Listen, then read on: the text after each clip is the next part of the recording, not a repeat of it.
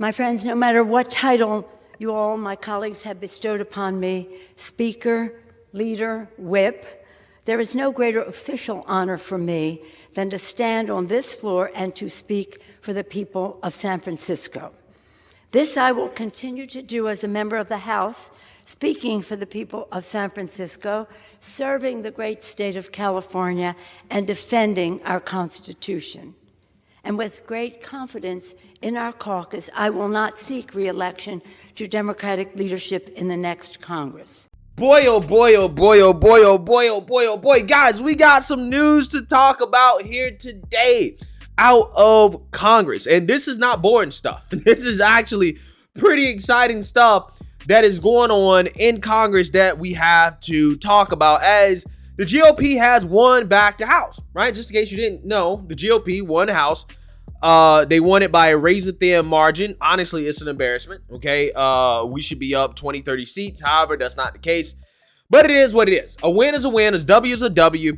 And you got to take the W's when you can get them, okay? And with that W, that means that's an L for the Democrats. It's an L for Nancy Pelosi, remaining Speaker of the House. And she knows that, as she has decided to step down from Democrat leadership. Now, again, this is not really a surprise, because there was speculation that Nancy Pelosi could retire, okay? That she could just quit Congress altogether, especially after what happened to her husband, or what allegedly happened to her husband. Again, there were rumors floating that if the GOP wins the House, Nancy Pelosi is just going to retire, okay? But as of right now, they say that Nancy Pelosi is going to serve out her full term.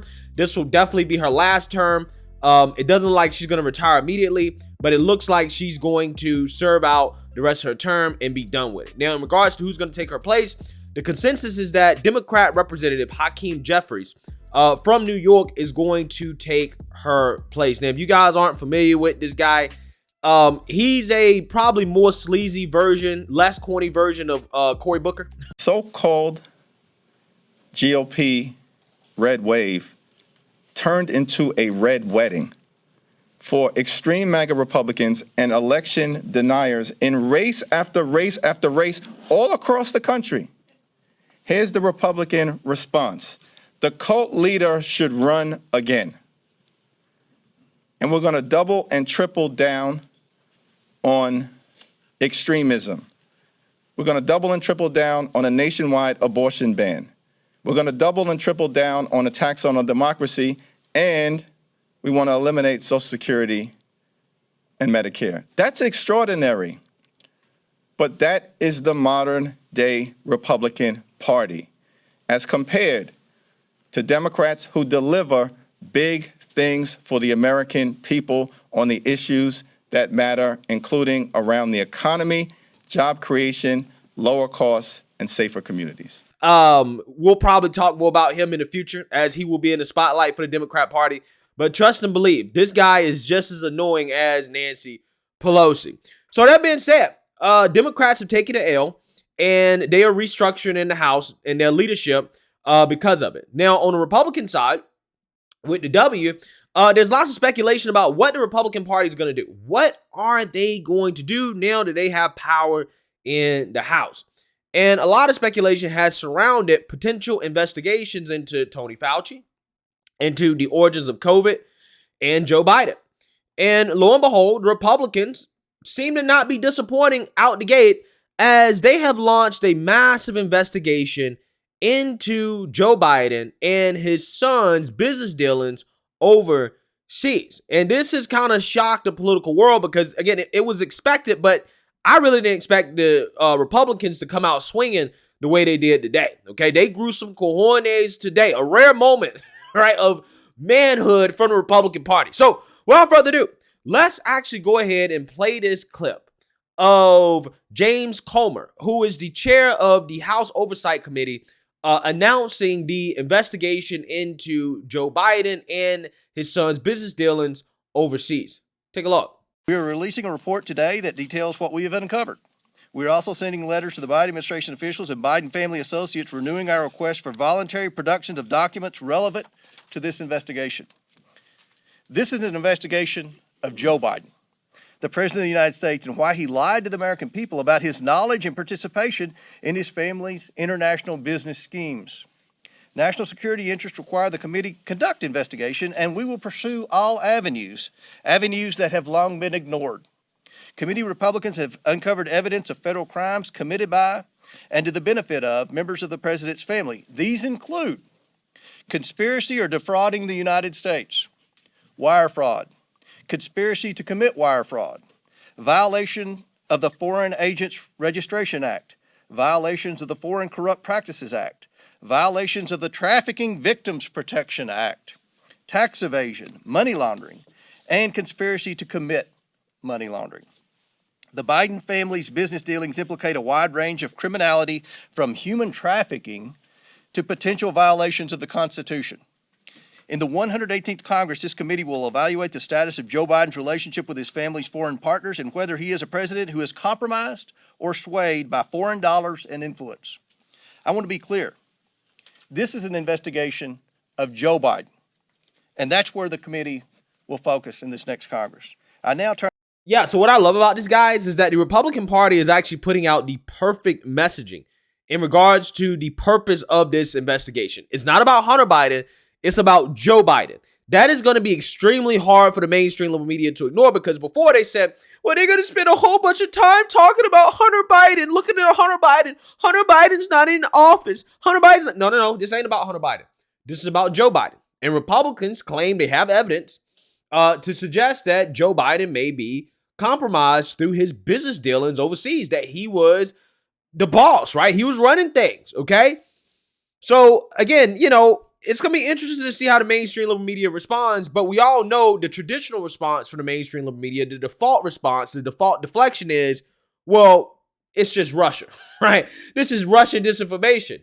Except Jim Jordan, who should have been the Speaker of the House, to be quite honest with you, is already coming out here and debunking the whole "this is Russia disinformation" talking point that will come from the mainstream liberal media. Take a look. Jamie, so I would just start with this question. What part of Mr. Comer's presentation was Russian disinformation?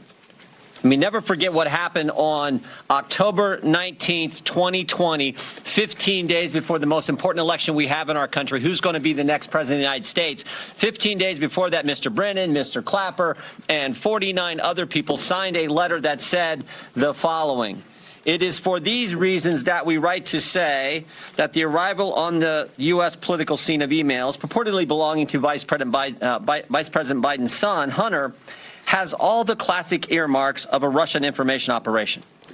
They further went on to say, we want to emphasize that we do not know if the emails provided to the New York Post are genuine or not, just that our experience makes us deeply suspicious that the Russian government played a significant role in this case. And, of course, that letter became the pretext for suppressing this story, again, just days before the most important election we have in our country. So I would ask this, was J.P. Morgan's suspicious activity report to the Treasury Department, was that just a classic earmark of a Russian information operation? How about when Hunter Biden sent the email that Mr. Comer pointed to, sent the email asking for keys to his new office space, one for himself, one for President Biden, one for his uncle Jim Biden, and one for the emissary for the chairman of the Chinese energy company CFCC. Was that just Russian disinformation operation in place? What part of Mr. Comer's presentation prompted the FBI to go to Facebook and say, hey, you want to be on the lookout for Russian misinformation here this election season? What part of his presentation would prompt that? And I think it's also important to understand, never forget how this story has changed. I mean, think about this. When it started off, it was, no, it's not his laptop. It's not his laptop. Then it was, well, it's his laptop, but remember, it's Russian disinformation and no one did anything wrong. Then it was, well, maybe he did something wrong, but President Biden didn't know about it. And now it's, well, maybe President Biden knew about it and was involved, but it didn't influence his decisions. In fact, yesterday, there was a story in Politico which said that. The story in Politico yesterday, investigating the investigators, dim strategists to launch counterpunch to House GOP. Story in Politico yesterday, here's what it said in there. Quote, no evidence has publicly emerged that Joe Biden's decisions were affected by his son's business dealings. Wow, we've went from it wasn't his laptop and it was Russian disinformation to, oh, whatever was in there didn't affect the president's business dealings, even though he was involved, even though the laptop was real, even though it wasn't disinformation. That's how far we've come. So I think I think there are all kinds of questions that need to be answered, and we're determined to get there. Yeah, so I agree with Jim Jordan. There are all types of questions that deserve to be answered, and I'm glad that the Republicans are determined to get there. I'm glad that they grew some cojones, okay? And they are going to go after Joe Biden. They're investigating Joe Biden. Now, again, the question is, how will the mainstream liberal media spin this? How are they going to respond to this? Because if they were consistent, they would cover this the same way they covered January 6th, okay? Because there's more evidence that Joe Biden may be compromised by foreign entities like China, for example, than there is that Trump had some type of crazy conspiracy going on to overthrow the U.S. government using a whole bunch of people from across the country with no weapons to go into the Capitol. Again, I'm just saying, this deserves more attention and more media coverage than the January 6th investigation. In fact, it's way bigger than January 6th. Way bigger than January 6th. But I guarantee you they're not going to cover it. They're going to ignore it, and they're going to tell you, well, the reason we're not covering it is because they're investigating Hunter Biden. Right? When it's not a Hunter Biden investigation. This is a Joe Biden investigation. Now, I know a lot of you guys are wondering, well, where is this going to lead to? Is Joe Biden going to get impeached? Well, it just depends. It depends on what evidence do they have. It depends, can they make a case that Joe Biden has been influenced or that he did something illegally while he was vice president of the United States with his business dealings with his son, right? And whether or not that is enough, is that grounds for impeachment? It's something that he did before he became president of the United States, when he was actually in office, by the way, right? Vice president. Is that enough to impeach Joe Biden? We don't know. But based off the precedent that the Democrats set in regards to Trump in the last impeachment, they impeached him for something that he did while he was in office, but they impeached him while he was out of office. That suggests that, yeah, you can, right? You absolutely can impeach a sitting president for something that they did last time they was in office. He was in office of the vice president. He was a government official. So who knows? Who knows? But again, the evidence has to be overwhelming and so damning for Democrats in the Senate to actually go along with it. Okay, that's the only caveat here. I don't see a scenario where Democrats will go along with it enough to actually convict Joe Biden and have him removed. So I wouldn't want to give anybody's hopes up that that's what's going to happen. But the purpose of this is to give the Democrats a taste of their own medicine. They started this with these petty impeachments, these petty investigations into Trump purely for show. They really had no evidence. They didn't really have anything to prove that Trump was colluding with Russia or colluding or had some type of conspiracy to overthrow the U.S. government. They had none of that, but they ran with it anyways. So again, the purpose of this really is to bring to the public the fact that this is what happened and that the president of the United States may be compromised.